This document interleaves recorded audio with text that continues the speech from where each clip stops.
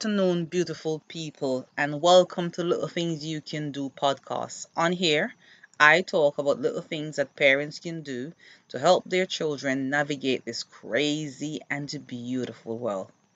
My podcast tonight, I want to talk about anger and more specifically, anger amongst our children and young people. One of the things we all know what a pandemic is. We saw COVID, but we also having an underground pandemic where young people are not able to control their emotion. Hence, they are ready for war, always out for blood. And they're killing each other. They're killing young children are killing other young children. Teenagers are killing teenagers. And we know we all talk about gang war and gang and stuff, but there are other incidents that are happening where young people are getting so angry that they're hurting themselves and other people. I'm gonna go from just use the education sector.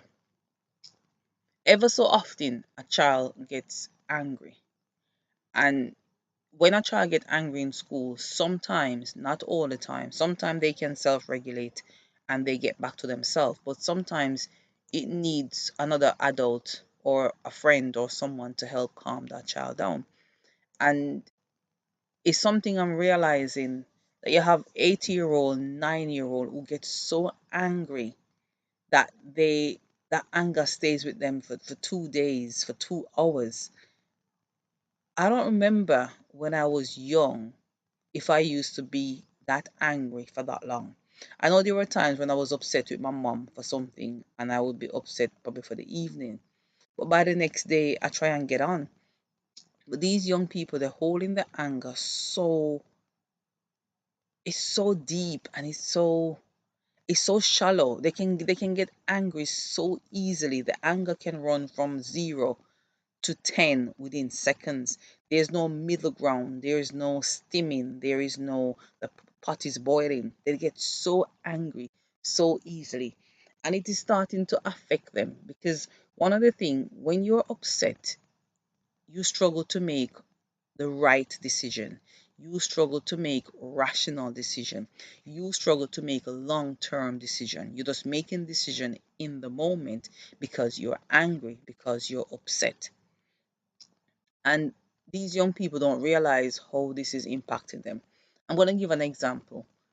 The boy went out to play football. He got tripped and he got angry from, say, let's say 20 minutes past 12. And he stayed that anger. He was that angry until about 2:30. So he been angry for over 2 hours. And what happened? He went to play football. Someone tripped him. He got a bruise. And I'm saying to him, playing football, one of the things that happen when you play football is that you fall over. It is a given that playing football you may fall, you may get bruises, you may get pushed, you may get bumped because that is part of the game. And I said to him, what if you're watching the Euros and somebody bounce into another player and they stop and start fighting? You would not enjoy the beautiful game of football. But you're in school as an 8-year-old and you get so angry that you don't eat lunch, you miss all your afternoon learning because you are that angry. And I can't understand how you can be that angry for that long. So I'm starting to think there is a reason for this. And I might get some of these things wrong, but then I'm gonna hit some heads because I know for a fact some of the things that are causing this. One, I think social media. Our children are exposed to more violence than we did as a child. They're playing games that are violent. They're watching the wrong movies. So they don't know to judge their feelings. They just know anger. They don't know how the in between. They don't know. That's one thing. So social media. If they have older siblings who also get angry that easy, then that young child may follow. Parents, if parents getting angry easily, in front of that child, the child is going to copy that behavior. The other thing, if that child have social and emotional development issue, they may get angry easier than other children, and they may struggle to self-regulate. So let's take social media. I've been at home on the weekend and watch a movie. As an adult, I think, whew, that movie is hard to watch. Gone into school Monday, and a 7-year-old or 8-year-old is telling me they watch the same movie on TV or on Netflix. And I'm saying to them, but that movie is not your age. You shouldn't be watching. Yeah, yeah, I know, but my mom let me watch it, or I watch it with my dad, or I watch it with my older brother. Now, his young brain don't understand the negativity of that movie or it impacts on his behavior in school. But then we see his behavior in school because he's gone home and watched the wrong thing. Parents, a lot of parents, they get angry and they just explode. You're driving in the car with somebody and somebody cuts you off. You get angry, you start swearing. Your child is going to copy that behavior. If you're a parent that get angry and try and calm yourself down, probably breathe, count backwards, your child will also copy that.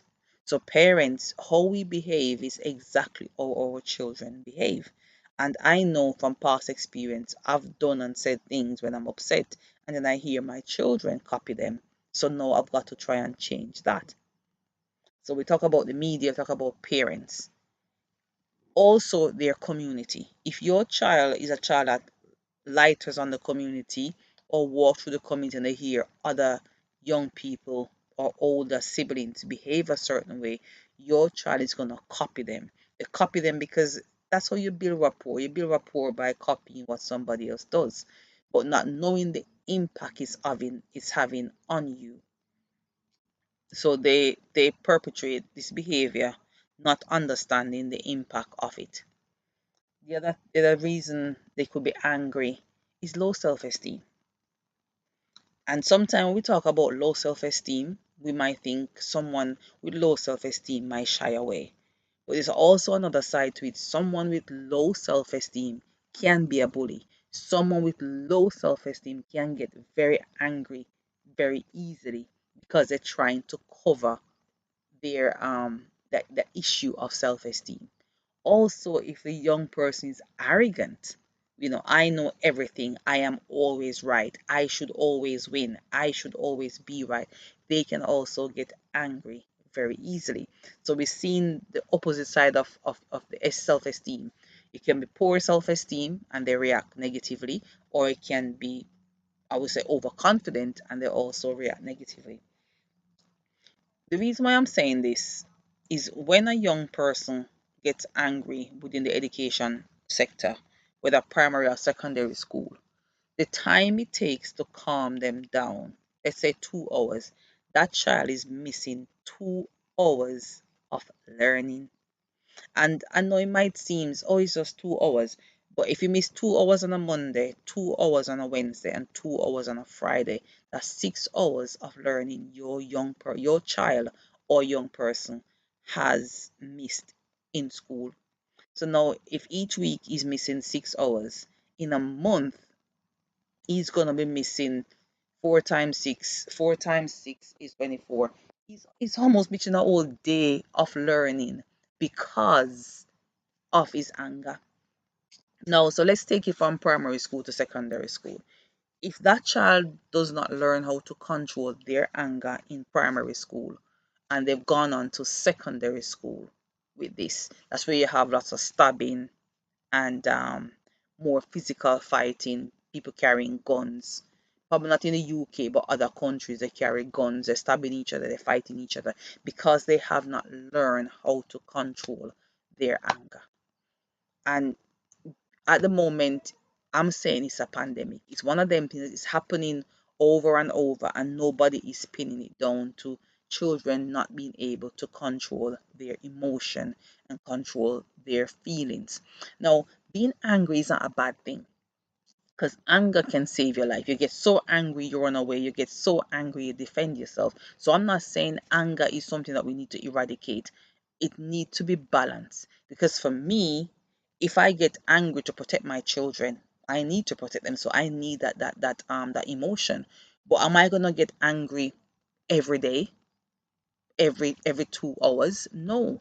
So you've got to find that balance. So I'm not saying anger is a bad thing. You just need to, the when, the where, and the how, and then how to regulate it.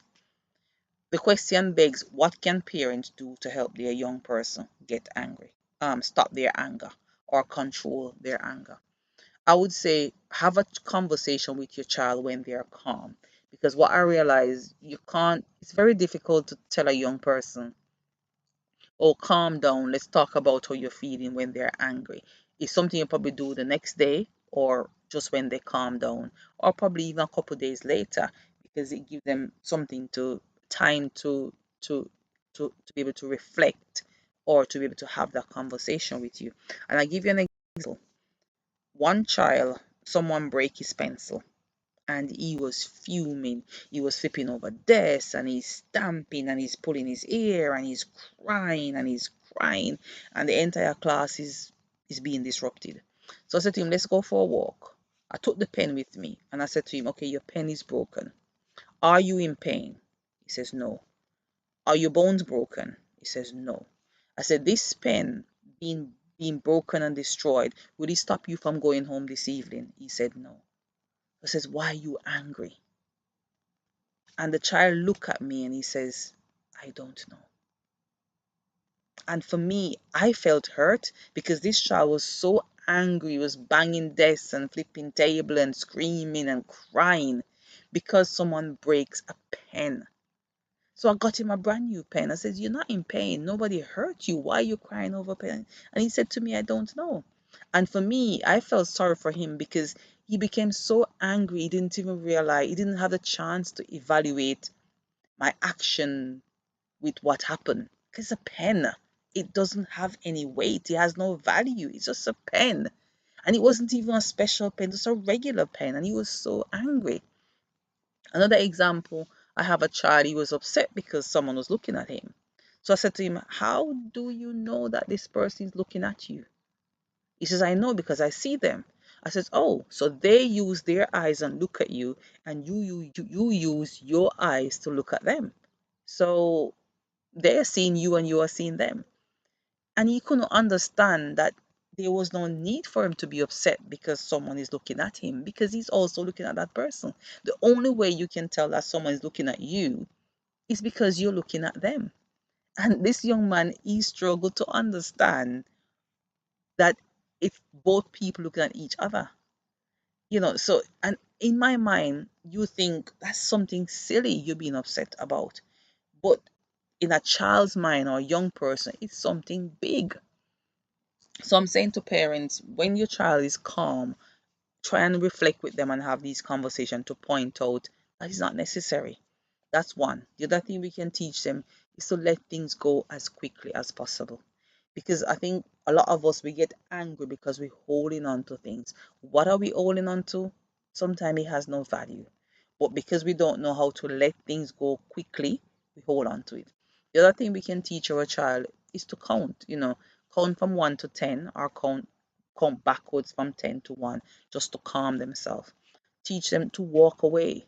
If somebody is saying something that offend you, walk away. Tell an adult, you might need to change seat, you might need to play with other people, but take yourself away from that trigger, from that person that upset you. And even us as adults, we know there are some people we don't like working with, but we have to work with them. But we try our best to avoid certain situations. Now, as parents, we've got to start teaching our children to see the trouble coming, see who the things that trigger them, and change. And the other question, the thing is, what time of the day is your child getting angry? Are they getting angry first thing in the morning? Are they getting angry when they're hungry? Are they getting angry in the evening when they're tired? So those are some of the things as a parent you can start to think, when is my child getting angry? The why, the when, the how, and the where. And the other thing is, when your child is angry, you need to help them to ask this question: why am I angry? What else could I have done? Who caused me to be this angry? you know. So it's the how, the when, the why, and what else can I do? Who? Because what happened if they can put a name to it, or name the feeling, or pick up why, then they themselves can probably help to self-regulate. And I'm saying this because we're talking about children and young people. If a young person don't know how to control their emotion before they enter adult, they won't be adulthood or become adults, as we say, man and woman. They won't know how to navigate this world. Just imagine you're so angry and somebody cut you off, you want to shoot them. You're so angry, you keep changing jobs. You get so angry you can't even hold a conversation with somebody. And so if we teach our children from the very young how to control their emotion, how to tame that anger, or know when to use it. Because anger is a great thing. If somebody attack you, you get angry, you defend yourself, it helps you to run away. But you've got to know the when and the where and the why. So as parents, we've got to start show our children a different way to behave. Getting angry all the time doesn't work. And if you are a parent that gets angry very easily, you need to also take responsibility for your action and start to work on it. And if you're working on it, then you and your child can work on it together. Because it's pointless you're telling your child, oh, getting angry is not good. But you as a parent get angry easily. It makes no sense because the child, they're looking at you. If when you were a young person you used to get angry quite easily, explain to your child the negativity of it. Explain to your child what you've done to change it. I'm going to give you a good story. I don't know how much of us have read the book Ben Carson, The Gifted Hands, or watched the movie. And one of the things that happened in the movie, Ben Carson got so angry he stabbed his brother. But when he stabbed him, I think the knife or the pencil broke, so nothing happened. And Ben Carr, he ran home and he prayed and he asked God to take away his anger, because he was a child that get angry so easily. He could have killed his brother. Now imagine he had killed his brother, we wouldn't know the Ben Carson that we know today. He would have been his prison. His brother would have died. That mother would have lost two child because of anger. And one of the things he did, he prayed and he asked God to take away his anger. And I'm saying to parents, we can do all the talking, but don't forget to pray for your child. Pray in their presence about their anger, and pray in private about their anger, because it's one of the things that's holding us back. If you are not able to control your emotion and self-regulate, you're running down a path of destruction, because it makes no sense. You're getting angry for frivolous things, for simple things, just because you cannot control your emotion. I'm going to wind my podcast down. I really hope that you find some insight into this, and I hope this may help a young person or a parent how to help their young person. And I may not have covered everything, but go and do some research. I just want to pray for our children that the Lord watch over them and help them to regulate their feelings and their emotions. Good night. This is your host, Delis, signing off.